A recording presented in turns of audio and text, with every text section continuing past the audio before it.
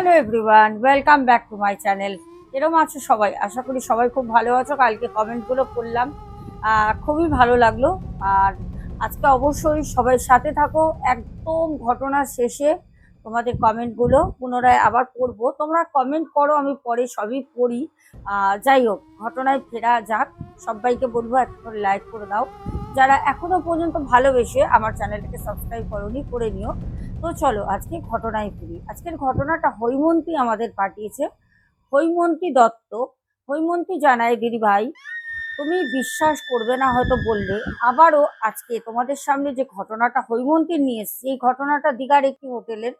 সবাইকে বলবো ঘটনাটা মনোযোগ সহকারে শোনো, কারণ আমাদের দীঘায় এখন প্রত্যেকটা মানুষ পুরী যাওয়া ভুলে গেছে। সবাই দীঘার দিকে ছুটছে, কারণ দীঘায় আমাদের এমনি একটা বাঙালির সব থেকে প্রিয় কাছের ভ্রমণের জায়গা দীঘা।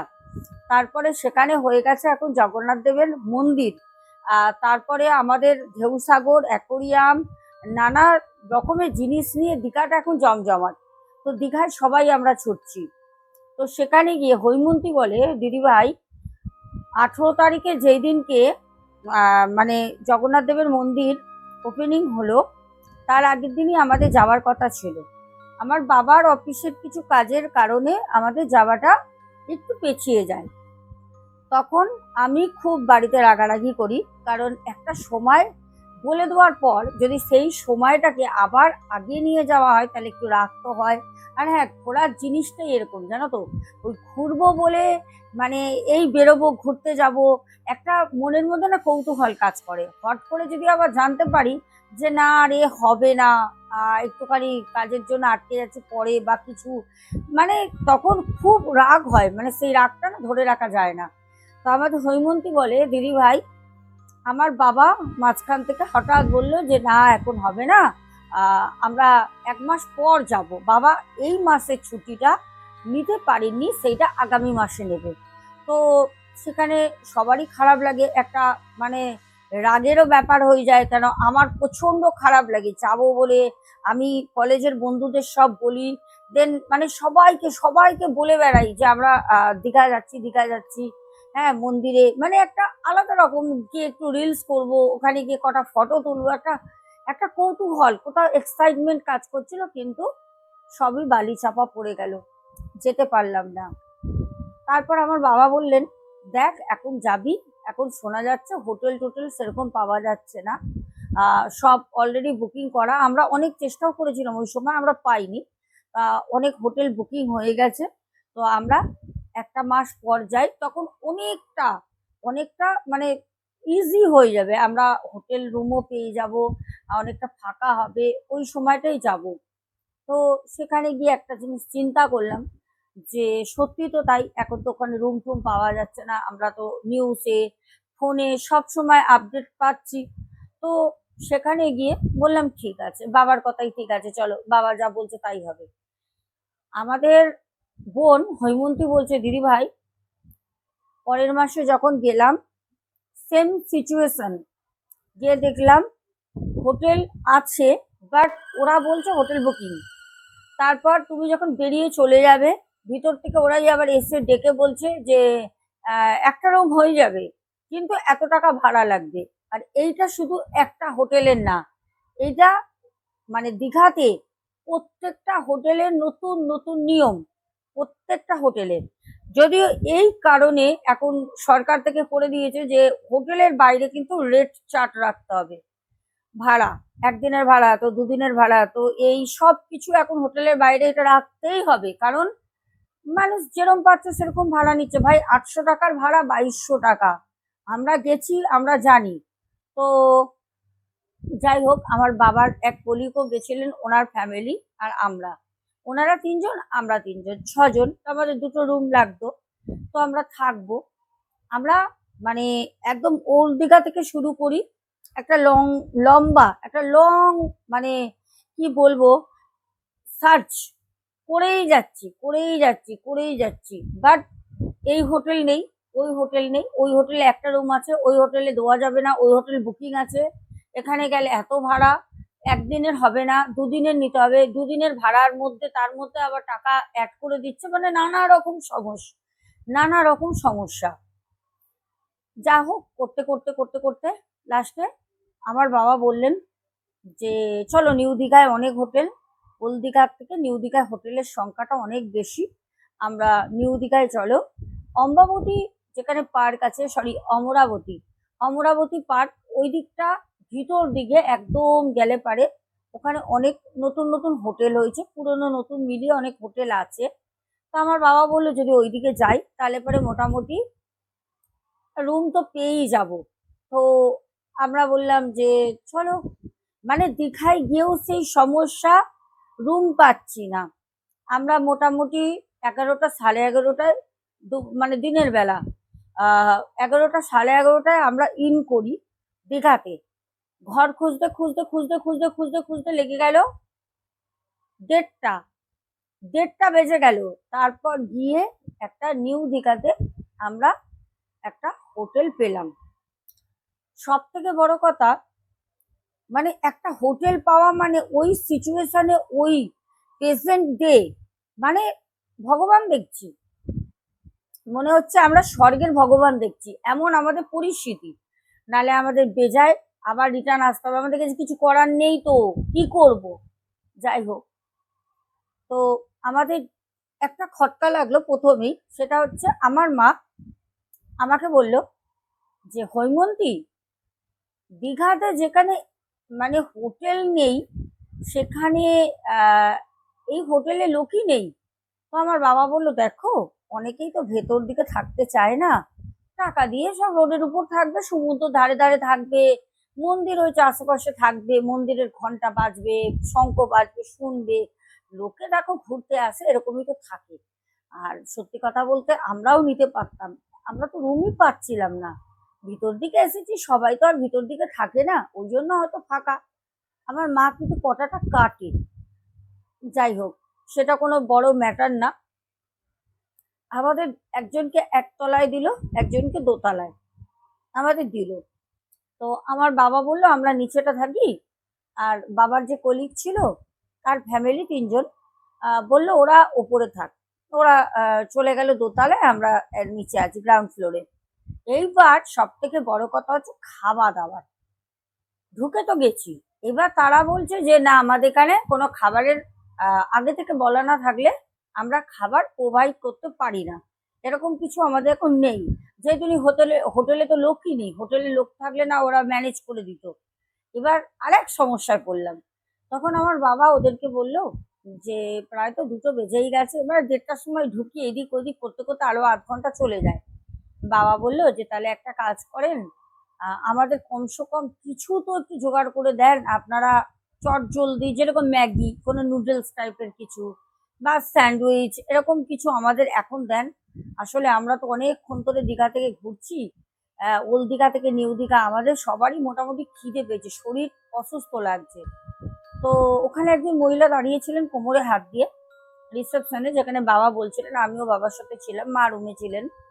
তো ওই মহিলাটি মানে সেই খুবই বিশ্রী ওনার ড্রেস পোশাক, উনি তখন বললেন ঠিক আছে দাদা, তাহলে পরে আমি করে দিচ্ছি, কতজনের ম্যাগি করতে হবে বলুন, আমি ম্যাগি দোকান থেকে আনিয়ে করে দিচ্ছি, আপনার ম্যাগির পয়সা আলাদা করে দেবে, উনি 200 টাকা নেবে, বুঝতে পারছো, ম্যাগি করে দেবে 200 টাকা নেবে। তো আমার বাবা বললো যে ঠিক আছে ম্যাগি আর আনতে কত লাগবে, 10 প্যাকেট, ছোট ছোট ম্যাগি তো 10 প্যাকেট ম্যাগি আর লাগবে, ওখানে তো ফ্যামিলি প্যাক অত পাওয়া যায় না।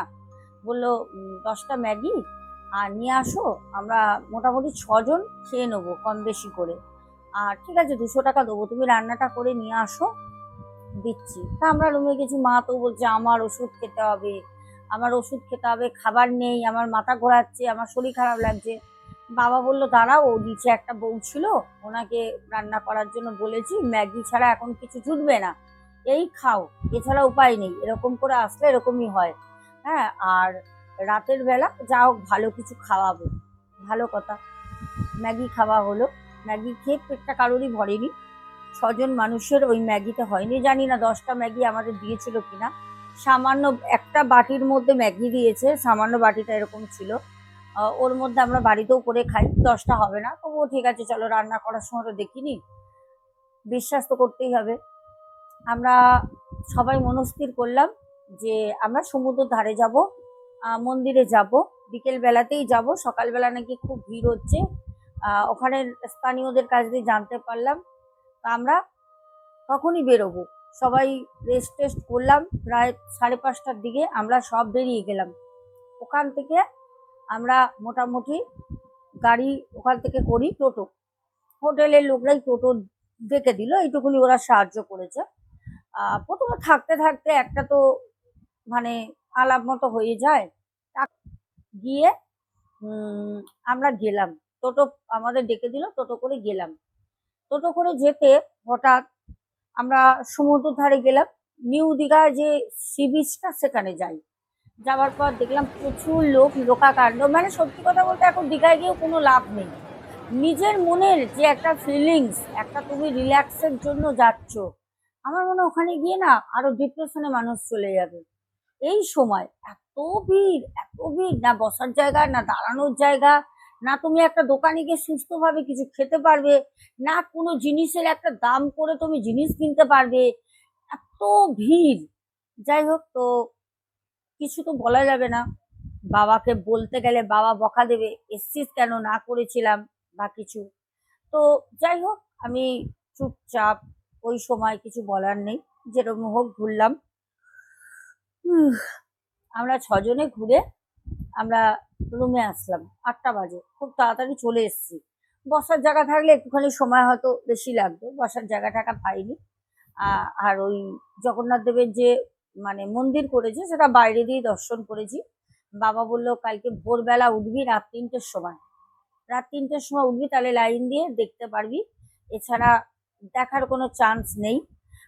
যাই হোক, এইসব আমরা রুমে আসলাম। বাবা বকা টকা দিল একটুখানি, যে এরকম করে কেন আসলি, এরম করে ঘোরা যায় নাকি। হ্যাঁ, বাবাও ঠিকই বলছিল, সত্যি এরম করে ঘোরা যায় না। খারাপ তো আমাদেরও লাগছিল, আমরা কেউ কিছু বলছিলাম না।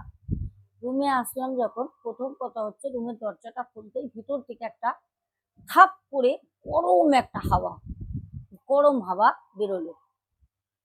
রুমে এসি তো চলছিল, যাওয়ার সময় আমরা সবই বন্ধ করে গেছি। কখনোই এটা হয় না, রুমে এসি চলার পর সব যদি বন্ধ থাকে, মোটামুটি 2-3 ঘন্টা পরও ঠান্ডা থাকবে, কখনোই গরম ভাব বেরোবে না। একটা গরম ভাব থাপ করে বেরোলো। তো আমি সত্যি কথা বলতে খুব ভয় পেয়ে যাই, ঘরটা তো গরম কেন। বাবাকে বললাম, বাবা ঘরটা কি গরম একটা হাওয়া বেরোলো। আমি তালাটা খুলছিলাম, বাবা বললো চল চল ঢোক, বাইরে দিয়ে ঢুকছিস তো, বাইরের গরমটা ভিতরে ঢুকছে। আমি বললাম সে তো বুঝতে পেরেছি, বাইরে তো প্রচন্ড গরম, কিন্তু হাওয়াটা গরম সেটা রুমের ভেতর থেকে আসে। কিন্তু আমার বাবা বললো যে না, ওটা রুমের ভিতর থেকে আসেনি, ওই হাওয়াটা বাইরে দিয়ে ভিতরে গেছে।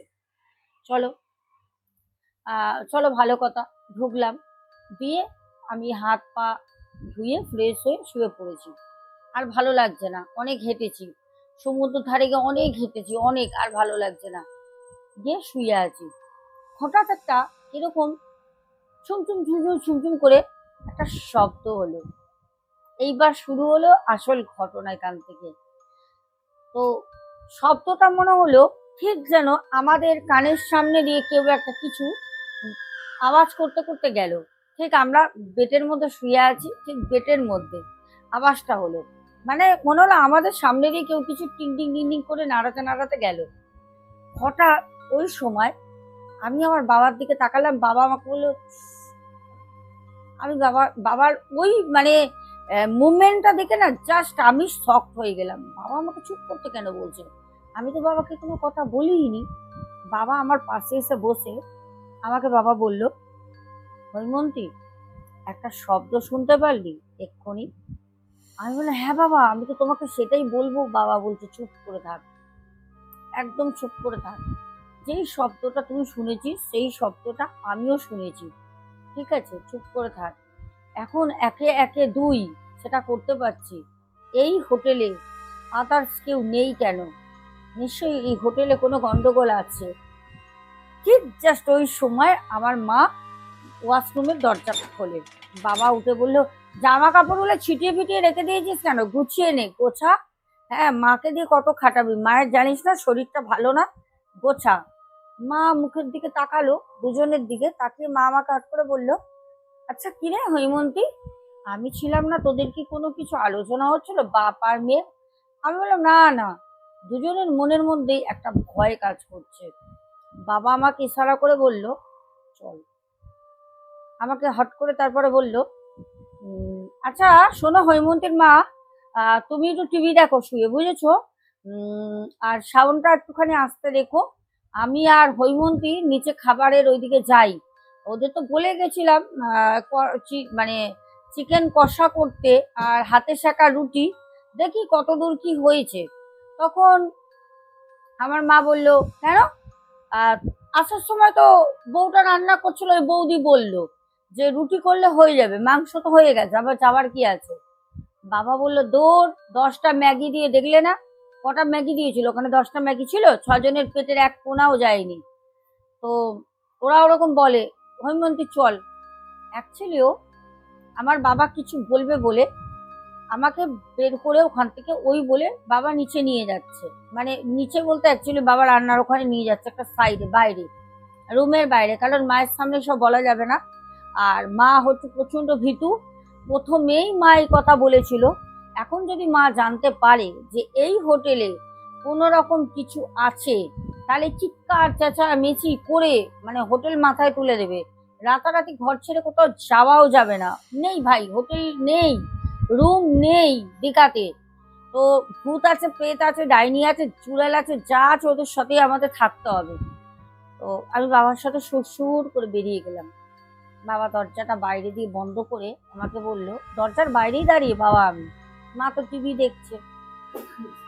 আর মা টিভি দেখছে, আর এইদিকে তো গেট তো বাইরে দিয়ে বন্ধ করে আমরা গেটের সামনে দাঁড়িয়ে, কারণ এইদিকে ভয় লাগছে যদি মা আবার পাশে চিৎকার করে তাহলে তো আর এক জন্ডিস কেস হয়ে যাবে। তা বলবে মা চিৎকার করলে, মানে কিছু যদি মায়ের সাথে ঘটে বা কিছু দেখে, তো তখন কি হবে? মা তো অজ্ঞান হয়ে পড়ে থাকবে, কি না কি হয়ে যাবে কে জানে। যার ভয়েতে আমি আর বাবা গেটের সামনে দাঁড়িয়ে। বাবা বলছে, হৈমন্তী, আওয়াজটা তুই পেয়েছিস? আমি বললাম, হ্যাঁ বাবা, আমি আওয়াজটা পেয়েছি। বাবা বললেন, কিছু তো আছে রুমে, আমার মনে হয় হোটেলটায় কিছু একটা ব্যাপার আছে, চল তো একটুখানি আমরা রাস্তায় যাই। আমি বাবাকে বললাম, চলো। দুজনে বেরোচ্ছি যখন, হোটেলের রিসেপশনটা না পুরো শ্মশানের মতো লাগছে, এটা টিম টিম করে লাইট জ্বলছে, মানে আরো যেন ভৌতিক ভৌতিক লাগছে জায়গাটা। তো আমি, আমার বাবা বেরোচ্ছি, দেখলাম যেই বউটাকে রুটি করতে বলা হয়েছে বৌদি ওখানে দাঁড়িয়ে গপ্প করছে। বাবা বলল, বৌদি রুটি কি হয়েছে? বললো, এই তো দাদা 10 মিনিট পর যাচ্ছি, রান্নাঘরটা খুব গরম হয়ে গেছে। মানে রান্নাঘরটা কিরকম যেন হোটেলের একটা সাইডে পেছন দিকে একটু আন্ডারগ্রাউন্ড টাইপের, এরকম নিচু, আমরা গিয়ে দেখেছি। আমরা ভাবলাম হয়তো হ্যাঁ অনেকক্ষণ ধরে রান্না করছে, হয়তো কিছু একটা ব্যাপার, গরম হয়ে গেছে, আমাদের করে দেবে, আমরা তো এত তাড়াতাড়ি খাবোও না। আর সব থেকে বড় কথা না, ওই ওই হোটেলে আমরা ছাড়া কেউ নেই, কেউ নেই। আর আমাদেরকে বলল যে, আমরা যখন পাশাপাশি রুম চেয়েছিলাম দোতলায়, তখন বলল যে আমাদের বুকিং আছে, একটু পরে আসবে। তো আমার বাবা আমাকে বলল, দেখলি আমাদের রুম দেওয়ার সময় বলল বুকিং আছে, লোক আসবে, কিন্তু কেউ তো এলো না। দেখ আমাদের কিন্তু রুমগুলো দিল না, আমাদের নিচে দিয়েছে আর ওদের ওপরে। তা আমি বললাম, বাবা তোমার অফিসের বন্ধুকে একবার ফোন করে জিজ্ঞেস করো তো ওদের সাথে কোনো রকম কিছু ঘটছে কিনা। আমার বাবা বলল, দাঁড়া। বাবা একটা সিগারেট ধরিয়ে, আমি পাশে দাঁড়িয়ে আছি, বাবা ফোন করলো। ফোন করে বলছে, এই অরিন্দম, ওদের কি রুমে সব ঠিক আছে তো? তো অরিন্দম আঙ্কেল তখন বলল, হ্যাঁ মোটামুটি সবই তো ঠিক আছে, কিন্তু ভাই মন মেজাজটা না রুমে এসে খুব খারাপ হয়ে গেল। আমার বাবা বললো, কেন রে অরিন্দম, কি হয়েছে? কি প্রবলেম কিছু? বলছে, না অ্যাকচুয়ালি প্রবলেম না, বুঝেছিস, কেননা রুমটা না কিরকম একটা মরা মরা টাইপের। তোকে তোকে বলিনি ভাই, কি হবে বলে, এমনি তো দীঘাতে হোটেল ফোটেল পাওয়া যাচ্ছে না, কিছু কি প্রবলেম আছে ভাই? তখন আমার বাবা বললো, অরিন্দম নিচে চলে আয়, রাস্তার উপরে দাঁড়িয়ে আছি, বললো আসছি দাঁড়া। সেও নামলো, আসতে আমাকে দেখে বললো, কি রে মা, তুই বাবার সাথে? আমি বললাম, হ্যাঁ আঙ্কেল, বাবার সাথে দাঁড়িয়ে আছি জানো।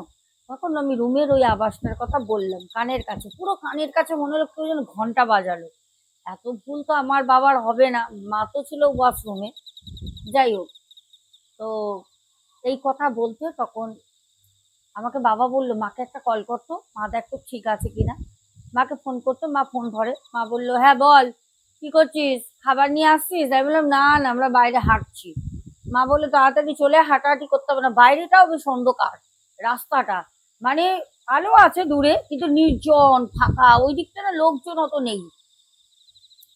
হোটেল হচ্ছে, কয়েকটা হোটেল হচ্ছে, ফাঁকা জায়গা, একদম কালো পিচের রাস্তা। কিছুটা হোটেল থেকে এগিয়ে গেলেই ঝাউবন, খুব ফাঁকা, নিলিবিলি, একদম নিলিবিলি পরিবেশ, কোনো চিৎকার হই হট্ট কিচ্ছু নেই। যাই হোক, তো আঙ্কেলও বললো যে দেখ আমার না ঠিক মনে হচ্ছে না যে রাতে আমরা ঘুমাতে পারবো। বাবা বলল যে কেন? সে বলছে না রে, আমার মনে হচ্ছে না রাতে আমরা ঘুমাতে পারবো, মনে হচ্ছে কিছু না কিছু একটা প্রবলেম হবে। তো আমার বাবা বললো অরিন্দম আগে থেকে এইসব ভাবিস না, আগে দেখ। এই করতে করতে তারপর বললো যে চল।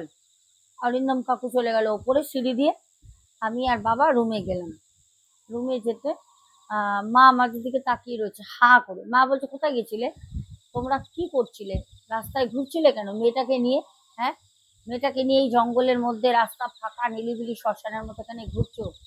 মা বলছে আমার জায়গাটা না ঠিক ভালো লাগছে না, কি জানি এরকম একটা হোটেলটা, মানে যত রাত হচ্ছে না, বলছে হোটেলের না যেন পরিবেশটা না কিরকম একটা, মানে আহ কিরকম যেন একটা ঝিমিয়ে যাচ্ছে, একদম যেন লাইট জ্বলছে তাও মনে হচ্ছে ঘরটা মিটমিট করে আলো জ্বলছে, কিরকম একটা লাগছে আমাদেরকে। হৈমন্তী বলছে দিদি ভাই আমি বলে বোঝাতে পারবো না, শুধু আমাদের না, ওই আঙ্কেলের পরিবারের প্রত্যেকটা মানুষের, ওদের তিনজনের আমাদের তিনজনের একই জিনিস হচ্ছে।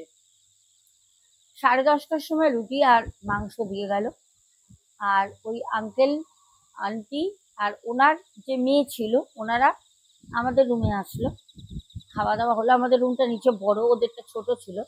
খাওয়া দাওয়া হলো, দিয়ে ওরা চলে গেল। আমরা খাবারের প্লেটগুলো সব বাইরে রেখে দিলাম, গেটের পাড়ে রেখে দিয়ে শুয়ে পড়ি। রাত যত গভীর হচ্ছে তত একটা রুমের পরিবেশটা একদম অন্যরকম হচ্ছে। শুরু হলো ঠিক রাত যখন 12টা বাজে, তখন মনে হচ্ছে রাস্তায় একটা কোনো অ্যাক্সিডেন্ট হয়েছে। প্রচন্ড প্রচন্ড মানে চিৎকার চেঁচামেচি কান্নার এরকম একটা শব্দ আসছে। আমার বাবা বলল নিশ্চয়ই গাড়ি অ্যাক্সিডেন্ট হয়েছে, অ্যাক্সিডেন্ট হলেই এরকম হয়, প্রচুর মানুষের একটা হট্টগোল, চিৎকার চেঁচামেচি, মেয়ে ছেলে বেটা ছেলে সব, মানে মহিলা পুরুষ উভয় মিলে খুব চিৎকার চেঁচামেচি করছে। তো তখন আমি বাবাকে বললাম বাবা চলো না দেখি কি হয়েছে। বাবা বললো না না তালা দেওয়া রয়েছে, বেরোবি কি করে? আমি না না আমাদের রুম থেকে বেরোলে তো বাইরে দেখা যাবে। তা আমরা রুমের দরজা খুলে বাবা আমি বাইরে বেরোই। বেরিয়ে আমরা রিসেপশনে দেখলাম কেউ নেই। 10:30টা মানে না, তখন 10:30 না, তখন 12টা বাজে, 12:10 হবে, দেখলাম কেউ নেই। বাইরেও কোনো রকম কোনো আওয়াজ নেই, কিন্তু আওয়াজটা রুমের মধ্যে শুনতে পাচ্ছি। টিভি কিন্তু অফ, মা বেশিক্ষণ টিভি বাড়িতেও দেখতে পারে না, মাথা ধরে যায়, টিভি বন্ধ। কিন্তু রুমের মধ্যে চিৎকার চেঁচামেচি হচ্ছে, কিন্তু বাইরে কোনো অ্যাক্সিডেন্ট হয়নি, বাইরে কোনো লোকবসতি নেই, বাইরে কেউ যাচ্ছে না, বাইক নিয়ে একজন দুজন যাচ্ছে, কোনো চিৎকারের শব্দ বাইরে নেই, রুমের মধ্যে হচ্ছে। তো বাবা বলে চল, হয়তো কিছু হয়েছিল, ঠিক হয়ে গেছে, আমরা আবার ফিরে গেলাম। তো আমরা ফিরে যাওয়ার পর আমার মা বলল যে কোথায় গেছিলিস এই রাতের বেলা বাপ নিয়ে? আমি বললাম এই বাইরে ঘুরছিলাম। যা হোক আমরা কোনো রকম শুয়ে পড়ি। আমার বাবা বললো বেশি বাড়াবাড়ি হলে কালকে সকালবেলা আমরা হোটেল ছেড়ে দেবো, দরকার নেই থাকার, পেলে পাবো ওইদিকে রুম, নাহলে বাড়ি চলে যাব। তো আমরা তাই ডিসাইড করলাম। আঙ্কেল আন্টিও জানে, কিন্তু শুধু জানে না আমার মা। আমাদের হৈমন্তী বোন বলছে দিদিভাই ঘুরতে গিয়ে মাথায় এরকম বোঝা, এই রকম চাপ, আমার মনে হয় না ঘুরতে যাওয়া ভালো।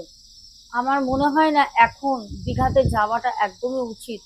আমার মনে হয় আরো 6টা 7টা মাস যাক দীঘাতে, তারপরে যাওয়া যাক, কারণ তখন নিয়ম কানুনগুলোও চেঞ্জ হবে অনেকটা, এখন কোনো ডিসিপ্লিন নেই। যে যেরকম যা পাচ্ছে, গাড়ি ভাড়া থেকে, খাওয়া থেকে, হোটেল ভাড়া থেকে, এমনকি দালাল যারা আছে, এত মানে তাদের বিহেভিয়ার খারাপ, হোটেলের লোকের এত কথাবার্তা খারাপ। ওদের একটুখানি টাইট হোক, কটা দিন পর যাওয়া হোক, ওরা এত মানুষ পুরী না গিয়ে এখন দীঘার দিকে মানে ঝুঁকেছে। দীঘায় এত টাকা লুটে নিচ্ছে সাধারণ মানুষের, মানুষ বুঝেও কিছু করার নেই। মরতে তো নিজেরাই যাচ্ছে। নিজেরা যদি দেখছো একটা বিশাল সাইক্লোন উঠেছে, সেই সাইক্লোনে তোমরা দেখছো প্রত্যেক দিন মানুষ হ্যারাসমেন্ট হচ্ছে, তার মতো তোমরা ওখানে গিয়ে ঝাঁপ দিচ্ছ, তাহলে তো নিজের পায়ে নিজে কুড়ুল মারা হচ্ছে না? তো সেখানে গিয়ে আমাদের বোন বলছে, দিদি রাতের বেলার কেস শোনো, বাথরুমের দরজায় কেউ বাথরুমের ভিতর দিয়ে লাথি মারছে, থাম থাম থাম থাম করে। আমার মা আমার বাবাকে বলছে, কি গো কি গো, রুমের মধ্যে এরকম আওয়াজ কে করছে, কি গো, রুমে কি কেউ ঢুকেছে? বাবা বলছে, চুপ করে শোও না, চুপ করে শোও, তুমিও যেটা বুঝতে পারছো আমরাও সেটা বুঝতে পারছি। ব্যাস, আমার মা কান্নাকাটি শুরু করে দিয়েছে। ওরে বাবা রে, তার মানে এই হোটেলে কিছু আগে ঘটেছে, কিছু ইতিহাস তো এখানে আছে, নিশ্চয়ই আমরা বাঁচবো তো, আমরা বাড়ি ফিরবো তো কি হবে, মানে সেই মা শুরু করলো। আমার বাবা বলছে, তুমি চুপ করে শোও, কিচ্ছু হবে না, তুমি শোও চুপ করে। যাই হোক, এই করে করে প্রায় মাকে কোনো রকম মানে একটু শান্ত করা হলো। এবার শুরু হলো আমাদের রুমের যে ডোর ছিল, ডোরের মধ্যে কেউ এসে ঠক ঠক ঠক ঠক এরকম দুবার করেই করছে, আর থেমে যাচ্ছে। বাবা বলছে, দেখো এগুলো কিছু না, এগুলো হচ্ছে হোটেলের লোকরা করছে বদমাইশি করে। মা বলছে, ওরা বদমাইশি করে কি করবে, ওদের তো এখানে লোকই আসবেন ওরা বদমাইশি করলে। বলছে, ওরাই বদমাইশি করে করছে, ওইসব কিছু না। মানে যাচ্ছে তাই অবস্থা। রাতের বেলা সেই আবার ওরকম মনে হচ্ছে কোনো মহিলা, মনে হচ্ছে কোনো মহিলা না মানে হাসছে, আস্তে আস্তে একটা হাসির মহিলার কণ্ঠের শব্দ। এত কিছু যখন ঘটছে, আমার বাবা তো খুব সাহসী, আমার বাবা খুব সাহসী, আর আমাদের হৈমন্তী বোনও খুব সাহসী। বাবার সাথে সাথে অরিন্দম আঙ্কেলকে ফোন করলো। ফোন করতে অরিন্দম আঙ্কেল ফট করে ফোনটা রিসিভ করে, তখন বাবা বুঝে গেল মানে ওদেরও কিছু হচ্ছে। বাবা বাবা বলল, অরিন্দম তোর ওখানে কি সব ঠিকঠাক আছে অরিন্দম? অরিন্দম আঙ্কেল বলল, কিচ্ছু ঠিক নেই, কিচ্ছু না, এক্ষুনি আমাদের রুমের ভিতরে দেখলাম, এক্ষুনি। বাবা বলছে, কি দেখলি? বলে, আমি বলতে পারছি না। বাবা বললো, দাঁড়া আমি আসছি। আমি, আমার মা, বাবা তিনজন উপরে গেলাম, মানে আমাদের তো আওয়াজ হচ্ছে, ওরা তো রুমে দেখছে। উপরে গেলাম, উপরে গিয়ে যখন গেটে নক করি, খুলছে না। বাবা বললো, অনিন্দম আমি এসছি, খোল। তখন এসে খুলতে, তখন তো সেই মানে আঙ্কেলেরও মানে চোখ মুখ লাল হয়ে গেছে, আঙ্কেলের বউ চোখ মুখ লাল হয়ে গেছে, মেয়ে তো রীতিমতো গুটি মেরে বসে আছে। না কি হয়েছে? বলছে, রুমের মধ্যে ওরা সবাই দেখেছে একটা মহিলার আত্মা, মানে একটা মহিলার আত্মা রুমের মধ্যে ওরা দেখছে, যে ওই গেটের সামনে দিয়ে মানে ঢুকছি বেরোচ্ছি যে রুমের গেট, ওই রুমের গেটের সামনে দিয়ে বাথরুমে ঢুকে গেল একজন মহিলা, সাদা কাপড় পরা, মোটা সোটা, হাইটটা শর্ট, মুখ দেখতে পারিনি, একদম মানে স্যাডো টাইপের, আচ্ছা। বলছে, আমরা তিনজনই দেখেছি। ওই দেখার পর থেকেই মানে না বাথরুমে যেতে পারছে, না ঘরে থাকতে পারছে। তারপরে সেই রাতের বেলা ওদের তিনজনকে নিয়ে আমাদের রুমে আসলাম, ওই রুম লক করে দিয়ে দিয়ে আমাদের রুমে এসে আমরা উপর নিচ করে সব ওই রুমের মধ্যে শুই। সকাল হতে হতেই আমরা 6টার সময় একদম রুম ছেড়ে সব বেরিয়ে যাই। আমি হোটেলের নাম বলে দেবো, চিন্তা নেই, আমি বলে দিচ্ছি, একদম ডিপ গ্রিন কালারের হোটেলটা, ডিপ গ্রিন আর পিঙ্ক কালার, ডিপ গ্রিন কালারের হোটেলটা নিউ দীঘাতে আছে। আমি বলে দিলাম, আর নাম তোমাদের যারা যারা জানতে চাইবে আমি নাম বলে দেবো। প্রিয় দর্শক বন্ধুরা, ঘটনাটা কেমন লাগলো? আমাদের বোন বলেছে, দিদিভাই তুমি নাম সবাইকে বলে দেবে, কোনো অসুবিধা নেই, যারা নাম বলতে না করে আমি বলি না। বলেছে, দিদিভাই আমার কোনো অসুবিধা নেই, তুমি নাম বলতে পারো।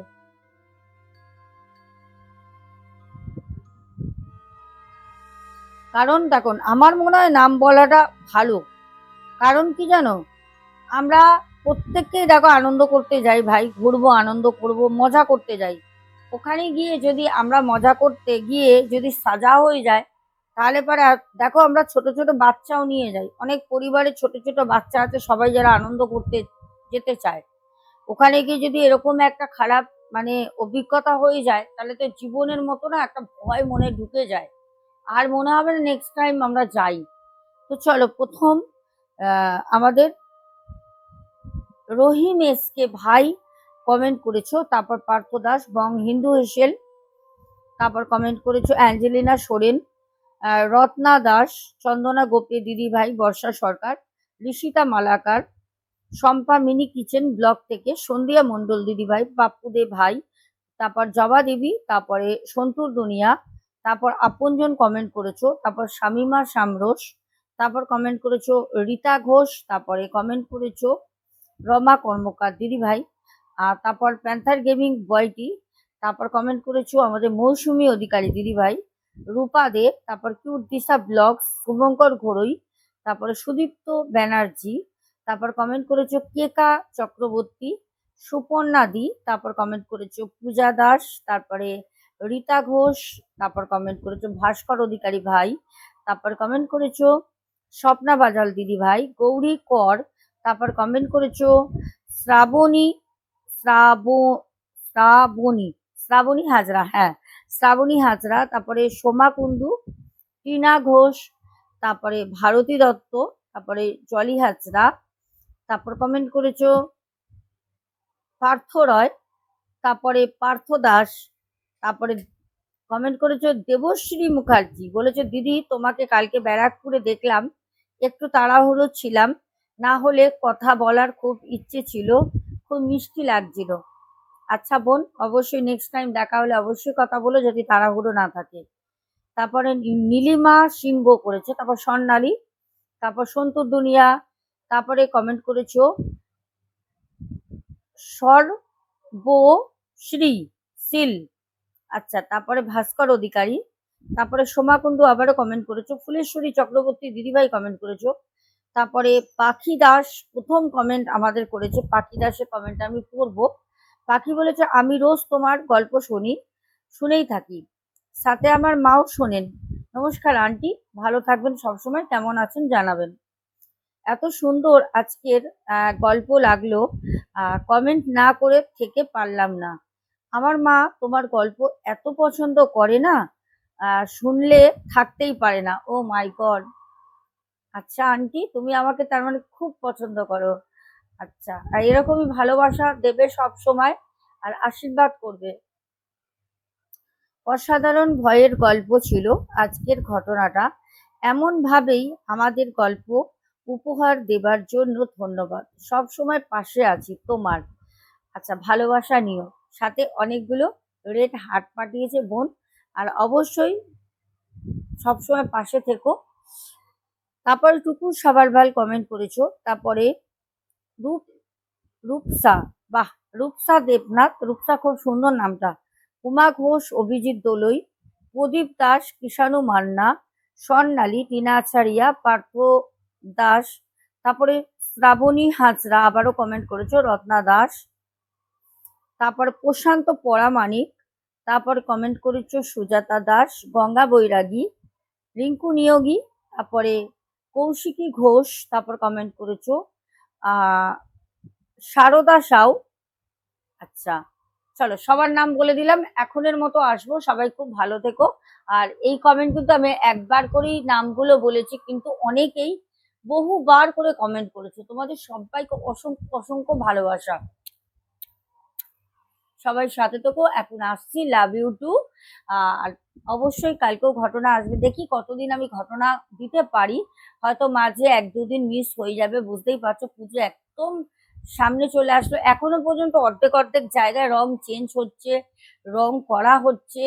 যাই হোক, পরে তোমরা পুরোটা দেখতেই পারবে। এখনের মতো টাটা, গুড নাইট।